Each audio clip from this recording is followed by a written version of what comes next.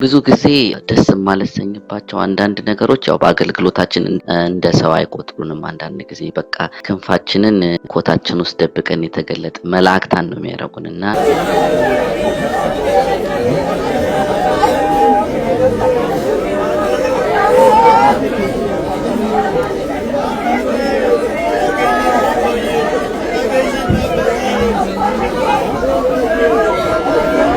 እጅግ አሳዛኝና ልብ ሰባሪ የሆነ መረጃ ተሰምቷል። ተወዳጁ ዘማሪ ግሩም ታደሰ እጅግ ከባድ ሐዘን ገጠመው።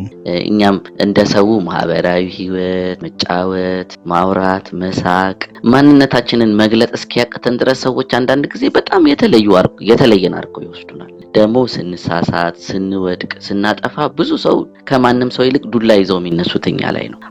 አይኖ በጣም ኃላፊነት አለብን። እኛም እንደማንኛውም ሰው ሳይሆን ለየት ባለ ጥንቃቄ በተሞላ ኑሮ መኖር ይጠበቅብናል ብዬ አስባለሁ።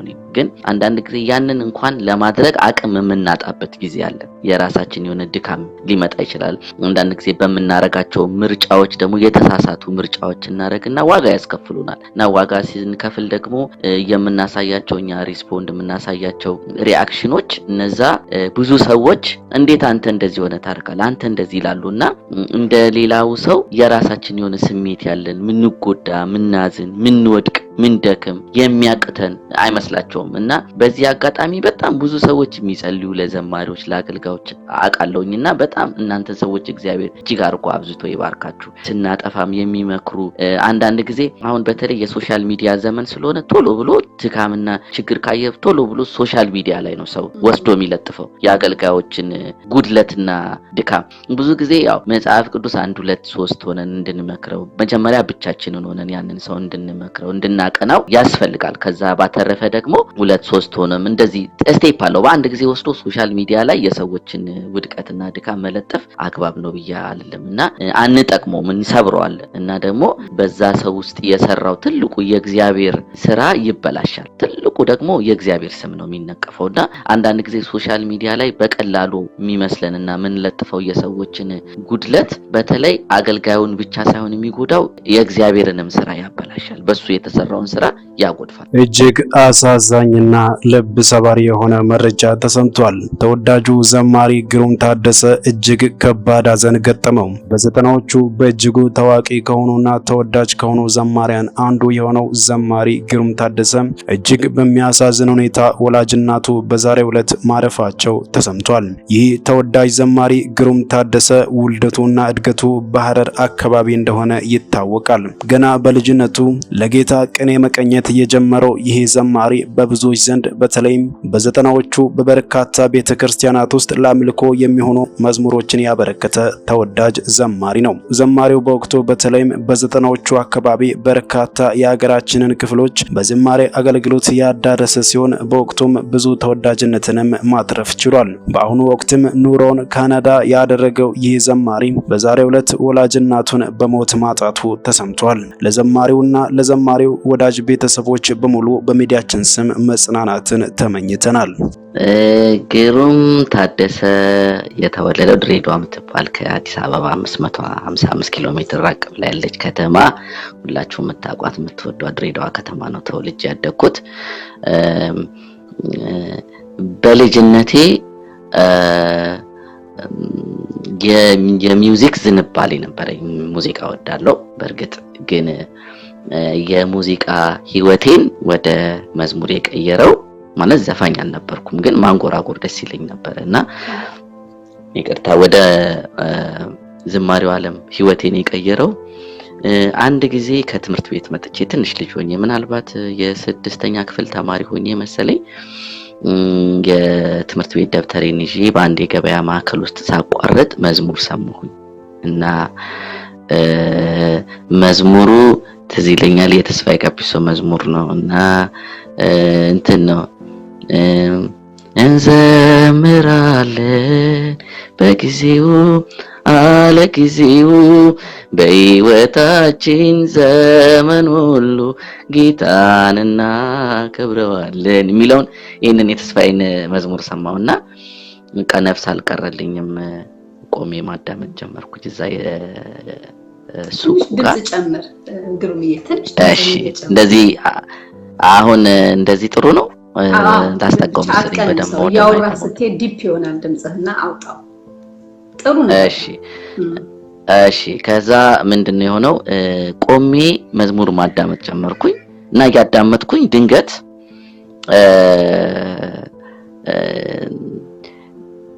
የሱቁ ባለቤት ይመለከተኝ ነበርና ና እዚህ ጋር ቁጭ ብለህ ማዳመጥ ትችላለህ አልኩት ኖ አይደለም እኔ ነኝ እዛች ጥግ ጋር ቁጭ ብዬ ማዳመጥ እችላለሁ ስለው እሺ አለኝ ጥግ ጋር ቁጭ ብዬ ማዳመጥ ጀመርኩና ብዙ ቆየሁኝ እና ከዛ እኔም ከበደኝ ይሉኝታ ይዞኝ አንዴ ሱቅ ውስጥ ገበያ ቦታ ላይ ረጅም ሰዓት ቁጭ ብሎ ማዳመጥ ስለከበደኝ ልሄድ ስነሳ ለካስ እሱ እያዳመጥኩ የነበረው መዝሙር እየቀዳልኝ ነበርና ይሄው ብሎ ሰጠኝና በጣም ደነገጥኩ በጣም ደስ አለኝ ቤቴ ገብቼ ያን መዝሙር በጣም አዳመጥ ነበር በጣም መባረክ ነበርና ቤተሰቦቼ ያው ካቶሊክ ፋሚሊ ውስጥ ነው ያደኩት ያው እግዚአብሔርን ይወዳሉ በጣም ጥሩ ቤተሰቦች ነው ያለች እናቴ በተለይ ጥሩ በእናትነት ፍቅር ነው ያሳደገችኝ ጥሩ ፍቅር ሰጣኝ እናቴ ጓደኛዬም እናቴም ነች እና እህቶቼም በጣም ያው የድሬዳዋ አካባቢ ተዋልዶ ያደገ ሰው ታውቃላችሁ በጣም ግልጽነት አለው በጣም ግልጽ የሆነ በፍጹም መግባባት በፍጹም መነጋገር ውስጥ ጥሩ ጓደኝነት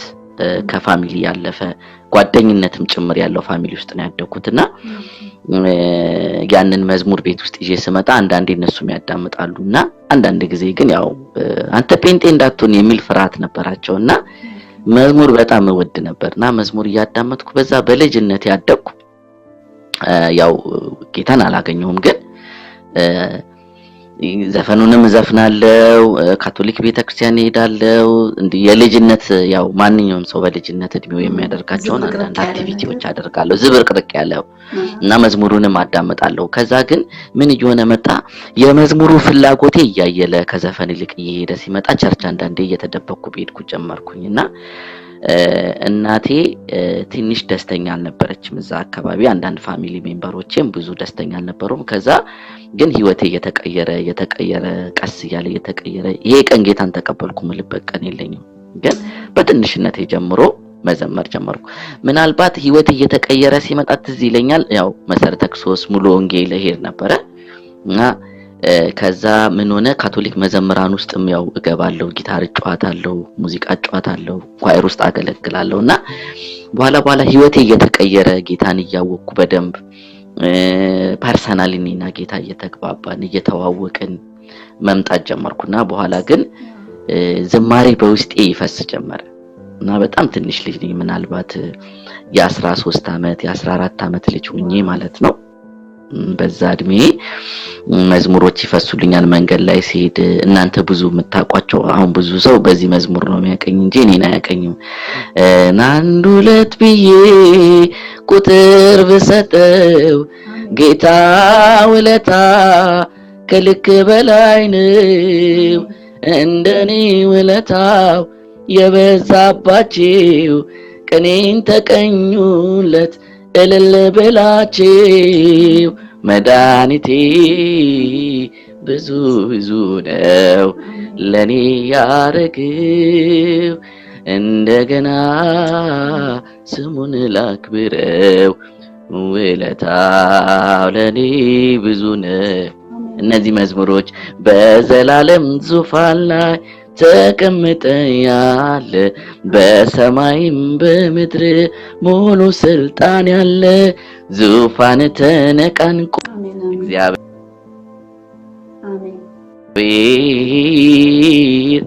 እግዚአብሔር እነዚህ መዝሙሮች እናንተ ድሮ የምትዘምሯቸው ማለት ነው እና በቲኔጀር እድሜ ነበረ በውል እድሜን በትክክል እርግጠኛ ሆኜ ባላቆም ምናልባት 13 14 ምክንያቱም የ6ኛ የ7ኛ ክፍል ተማሪ ያለውኝ ነው በግምት ነው መቆጥረው አንዳንዶቻችሁ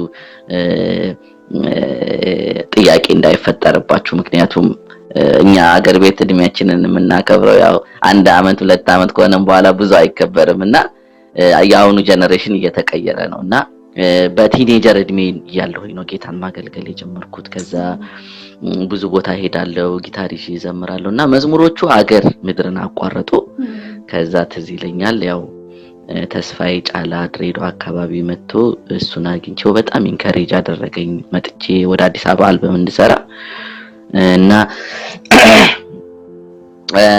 በጣም ብዙ የሚገራርሙ መዝሙሮች ከዛ በኋላ እናንተ የምታውቋቸው አባባ የልጅን ጩኸት ስማ የሚለው መዝሙርን እሱን መዝሙር እንደገና ክብር ንገስ ጌታ ክብር ንገስ ኢየሱስ ክብር ንገስ እንዳንተ በሰማይም የለም እንዳንተ በምድርም የለም እነዚህ በአማልክቶች መካከል እንዳንተ ያለ የለም ንጉሥ ሆይ ንገስ ዘላለም ብዙ መዝሙሮች አሉ ግን ያው ለጊዜው ማስታወሳቸውን እንላቸዋለሁ እና ያው በዝማሬ ህይወት ያደገ ቤተክርስቲያን ውስጥ ከዛ በኋላ አዲስ አበባ መጣው የመጀመሪያው እናንተ የምታውቁትን ያው መድኃኒቴ ብዙ ነው የሚለውን እሱን የመዝሙሩ የአልበሙ ርዕስ አድርጌ እሱን አልበም ከሰራው በኋላ ከዛ በኋላ ያው በቃ ምድሩ ብዙ ሰው አወቀኝ በዛ ጊዜ ነበረው እና ብዙ የተዘዋወርኩ ብዙ ቦታ ዘምር ነበር እና ያው በጣም ቀጭን በጣም ትንሽ ልጅ ነበርኩኝ አሁን ትንሽ ወፈር ብያለሁ ሞላ ብያለሁ እንግዲህ አሁን እና ክብር ለጌታ ይሁን ለማንኛውም እግዚአብሔር በህይወቴ ዘመንም እጅግ ብዙ መልካም ነገር አድርጎልኛል እና እነዚህ ዝማሬዎች መጡ ተመስገን በምሽት በሬ ሲንኳኳ መች መሰለኝ የምትመጣ ለካስ ከሩቅ ተመልክተ አስተዳደር ያላማረ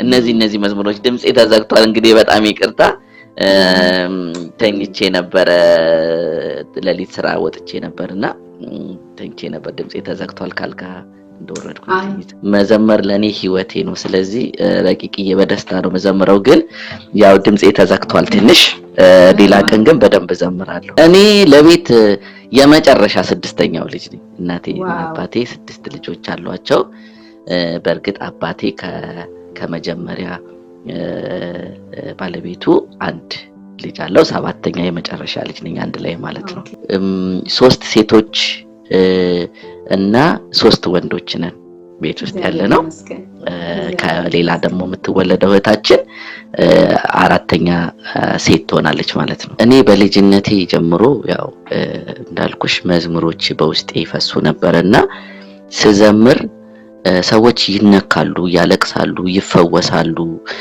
ብዙ መዝሙሮች በተለያየ መንገድ ወደ ህይወት ይመጣሉ ለምሳሌ አንዳንድ ጊዜ መንገድ ላይ ትምህርት ቤት የልጅነት የትምህርት ቦርሳዬን ይዤ ሲሄድ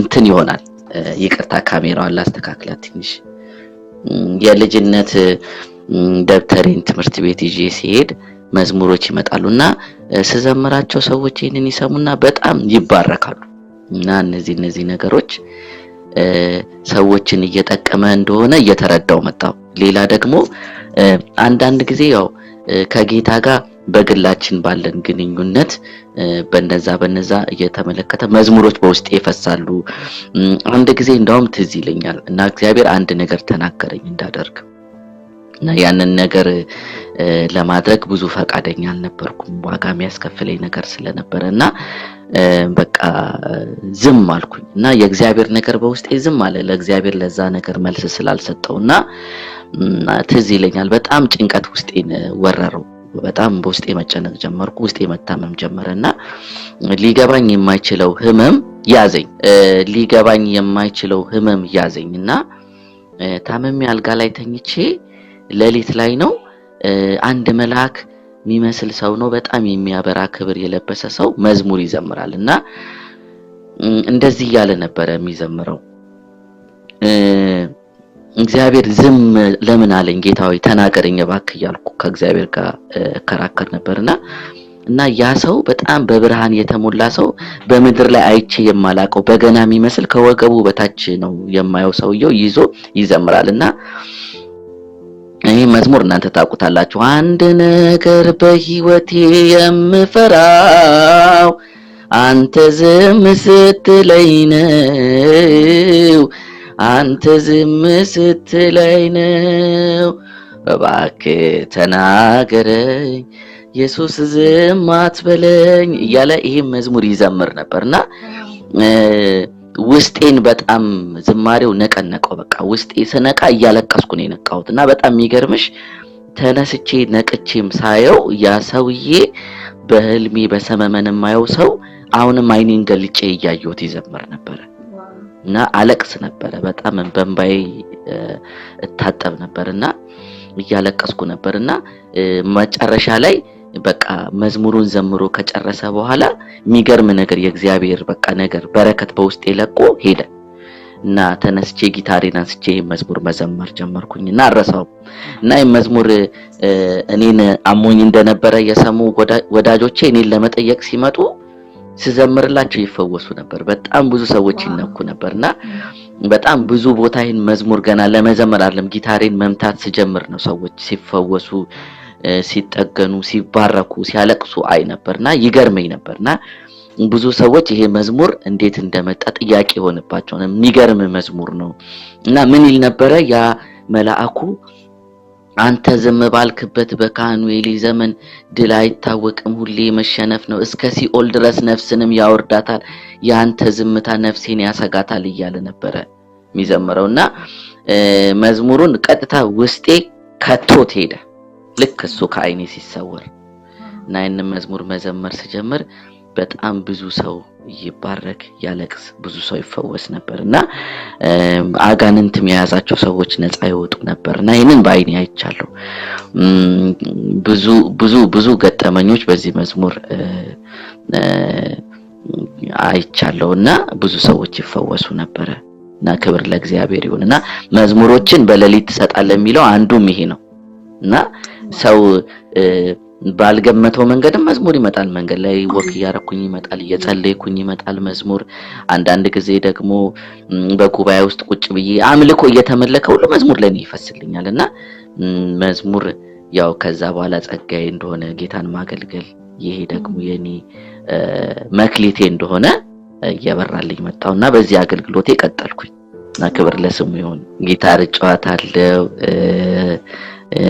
ብዙ መሳሪያ እሞክራለሁ። በጣም ጎበዝ አይደለሁም ግን ያው ቤዝ ጊታር እጫወታለሁ ሊድ ጊታር ኳየር ውስጥም አኮርዲዮ እጫወት ነበር። እንደገና ደግሞ ኪቦርድ እጫወት ነበር። ብዙ ሙዚቃ መሳሪያ እሞክራለሁ። ብዙ እንደሱ ብዬ ብዙ ጊዜ የሚጸጽተኝ ብዙ ምን አለ በጸልይ ብዙ ሰዎች ከማገኝ ብዙ ውጪ ከመወጣ ለቡና ማሳለፈው ጊዜ ከጓደኞቼ ጋር ቺል ለማረግ ከማሳለፈው ጊዜ ይልቅ ቤቴ ቁጭ ብዬ በጸሎት በጾም በጸሎት ባሳልፍ መጽሐፍ ቅዱሴን ማንበብ ባሳልፍ ምናልባት በዝማሬ ስዘምር እውሮች የሚበሩበት ሽባዎች ተነስተው የሚዘሉበት የሚሄዱበት የዝማሬ ጸጋ ሙላት ላይ ደርስ ነበር ብዬ አስባለሁ። ምክንያቱም እኔ አገልግሎቴን ስጀምር ትዝ ይለኛል አንዳንድ መዝሙሮች ጌታ በውስጤ ሲያመጣቸው የሚገርም ተአምር እያደረጉ እንደሆነ አይቼ ነበር። አሁንም ሪሰንትሊ ያወጣሁት ይሄ አልበሜ ምንድነው ውስጤ ዝማሬ እንደ ድሮ ብዙ አይፈልቅም ነበር። ምክንያቱም ብዙ ማሳልፈው ስራ ነው እና የራሴ የሆነ የዕለት ተዕለት ላይፌ በመባከን ነው ማሳልፈውና መንፈሳዊ ነገሮቼ ላይ ብዙ በጣም ያን ያህል እንትን አይደለሁኝም ፎከስድ አይደለሁም። ብዙ ጊዜን ስጋዊ ኑሮዬን ለማሳካት ነው ስሮጥ ማገኘውና ላለኝ ለመንፈሳዊ ነገር ብዙ ጊዜ አልሰጠውም ብዬ እላለሁ እንደሚገባኝ። እና ግን አንድ ጊዜ ምን ሆነ እስቲ መንፈሳዊ ነገርን ልስራው ብዬ ተነሳውና ትዝ ይለኛል 17 ቀን ጾም ጸሎት ያስኩኝና በዛ በ17 ቀን ውስጥ ነው እነዚህ አሁን መሰሚያቸው አሁን የከፈሻቸው መዝሙሮች በአጠቃላይ እየፈሰሱልኝ እና እንደገና መጣው ለምስጋናም ብዬ የተነሳሁት አቅም የሰጠኝ ያ 17 ቀን የጾም የጸሎት ቀን ነበርና ከዛ ስነሳ ስዘምር ብዙ ሰዎች ይፈወሱ ነበር፣ ብዙ ሰዎች ይባረኩ ነበር።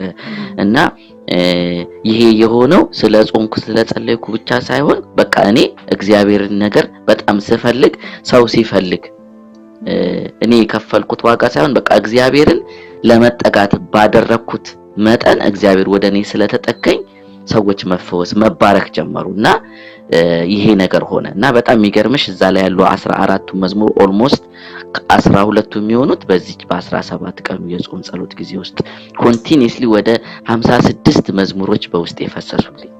ዋው እግዚአብሔር ይመስገን። እና ብዙዎቹ መልእክት ያላቸውም አሉ፣ ግን ያው አልበም ሲሰራ ሁሉንም መዝሙር ማውጣት አይበቃምና የተቻለውን 14ቱን አካትቻለሁ መርጬ። ብዙዎቹ የምስጋናና ያምልኮ ናቸው። እንግዲህ አይ ሆፕ ብዙዎቹ ትወዱታላችሁ ትባረኩበታላችሁ ተስፋ አደርጋለሁ። ደግሞ የእግዚአብሔር እጅ የእግዚአብሔር ጣት እንዳለበት ይሄንን አይቻለሁና ብዙ ሰዎች እየተባረኩ በጣም እየተደነቁ እየደወሉልኝ ነውና በቃ የእግዚአብሔር እጅ የእግዚአብሔር ጣት እንደገና ደግሞ ከዝማሬው ጋር ከኔ ጋር እንደወጣ በጣም የሚቆጨኝ ነገር ቢኖር ረቂቅዬ በጣም ከእግዚአብሔር ጋር ብዙ ቢቻል በሳምንቱ ግማሹን ቀን በላይ በጾም ጸሎት እያሳለፍኩኝ በእግዚአብሔር ፊት ብሆን ደስ ይለኛል። እና ደግሞ ብዙ በእግዚአብሔር ፊት በቃ እንደሚገባኝ በሚገባ ከልክ በላይ ሁሉ ጊዜ ብጸልይ ከመጫወት ወክ ከማድረግ ኢቭን ከስራ ሰዓቴም እየቀነስኩኝ በእግዚአብሔር ፊት መደፋትን ባበዛ ኖሮ በጣም ደስ ይለኝ ነበርና የሚቆጨኝ ነገር ቢኖረው በቃ ይሄ ነው። እና ሰው ሁሉ ጊዜ በእግዚአብሔር ፊት በመሆን ትልቅ ነገር እንዳለ አይቻለሁና ስለዚህ በጣም የሚቆጨኝ እቺ ነገር ነች። በጣም ብዙ በህይወት የሚቆጩኝ ነገሮች ቢኖሩ ግን እቺ ዋናውና ትልቁ መሰረታዊ ነገር ነውና ስሙ ይባረክ። ብዙ ጊዜ ደስ ማለሰኝባቸው አንዳንድ ነገሮች ያው በአገልግሎታችን እንዳልሽው እንደ ሰው አይቆጥሩንም። አንዳንድ ጊዜ በቃ ክንፋችንን ኮታችን ውስጥ ደብቀን የተገለጠ መላእክታን ነው የሚያረጉንና እኛም እንደ ሰው ማህበራዊ ህይወት መጫወት ማውራት መሳቅ ማንነታችንን መግለጥ እስኪያቅተን ድረስ ሰዎች አንዳንድ ጊዜ በጣም የተለየን አድርገው ይወስዱናል። እና ደግሞ ስንሳሳት ስንወድቅ ስናጠፋ ብዙ ሰው ከማንም ሰው ይልቅ ዱላ ይዘው የሚነሱት እኛ ላይ ነው። አይኖ በጣም ኃላፊነት አለብን። እኛም እንደማንኛውም ሰው ሳይሆን ለየት ባለ ጥንቃቄ በተሞላ ኑሮ መኖር ይጠበቅብናል ብዬ አስባለሁ። ግን አንዳንድ ጊዜ ያንን እንኳን ለማድረግ አቅም የምናጣበት ጊዜ አለ። የራሳችን የሆነ ድካም ሊመጣ ይችላል። አንዳንድ ጊዜ በመናረጋቸው ምርጫዎች ደግሞ የተሳሳቱ ምርጫዎች እናረግና ዋጋ ያስከፍሉናል። እና ዋጋ ሲንከፍል ደግሞ የምናሳያቸው እኛ ሪስፖንድ የምናሳያቸው ሪአክሽኖች እነዛ ብዙ ሰዎች እንዴት አንተ እንደዚህ ሆነ ታርካለህ አንተ እንደዚህ ይላሉና እንደ ሌላው ሰው የራሳችን የሆነ ስሜት ያለን ምንጎዳ ምናዝን ምንወድቅ ምንደክም የሚያቅተን አይመስላቸውም። እና በዚህ አጋጣሚ በጣም ብዙ ሰዎች የሚጸልዩ ለዘማሪዎች ለአገልጋዮች አቃለውኝና በጣም እናንተ ሰዎች እግዚአብሔር እጅግ አርቆ አብዝቶ ይባርካችሁ። ስናጠፋም የሚመክሩ አንዳንድ ጊዜ አሁን በተለይ የሶሻል ሚዲያ ዘመን ስለሆነ ቶሎ ብሎ ድካምና ችግር ካየ ቶሎ ብሎ ሶሻል ሚዲያ ላይ ነው ሰው ወስዶ የሚለጥፈው የአገልጋዮችን ጉድለትና ድካም። ብዙ ጊዜ ያው መጽሐፍ ቅዱስ 1 2 3 ሆነን እንድንመክረው መጀመሪያ ብቻችንን ሆነን ያንን ሰው እንድንመክረው እንድናቀናው ያስፈልጋል። ከዛ ባተረፈ ደግሞ 2 3 ሆነም እንደዚህ ስቴፕ አለው። በአንድ ጊዜ ወስዶ ሶሻል ሚዲያ ላይ የሰዎችን ውድቀትና ድካም መለጠፍ አግባብ ነው ብዬ አልልምና አንጠቅመውም እንሰብረዋለን። እና ደግሞ በዛ ሰው ውስጥ የሰራው ትልቁ የእግዚአብሔር ስራ ይበላሻል። ትልቁ ደግሞ የእግዚአብሔር ስም ነው የሚነቀፈውና አንዳንድ ጊዜ ሶሻል ሚዲያ ላይ በቀላሉ የሚመስለንና ምንለጥፈው የሰዎችን ጉድለት በተለይ አገልጋዩን ብቻ ሳይሆን የሚጎዳው የእግዚአብሔርንም ስራ ያበላሻል። በሱ የተሰራውን ስራ ያጎድፋል። እና ዘሎ ሚዲያ ላይ መውጣት የዛን ሰው ድካምና ጉድለት ይዞ ጥሩ ነው ብዬን ያለለም በጣም ከጥቅሙ ጉዳቱ ነው የሚያመዝነውና ብዙ ጊዜ ያንን ሰው ለመጥቀም ከተፈለገ ያ ሰው እንዲመለስ ከተፈለገ ኢንፐርሰን ኮንታክት ማድረግ ኢንፐርሰን ማግኘት ያንን ሰው መምከር መገሰጽ ያንን ሰው መጥቀም ጥሩ ነው ብዬላለሁ። እና ብዙ ጊዜ ያው ቅር የሚሉኝ ነገሮች ቢሆን ብዙ ጊዜ የብዙን ሰዎች ዊክነሶች የብዙ ሰዎች ድካሞች ኦንላይን ላይ ተለጥፈው ሳይ አዝናለሁ።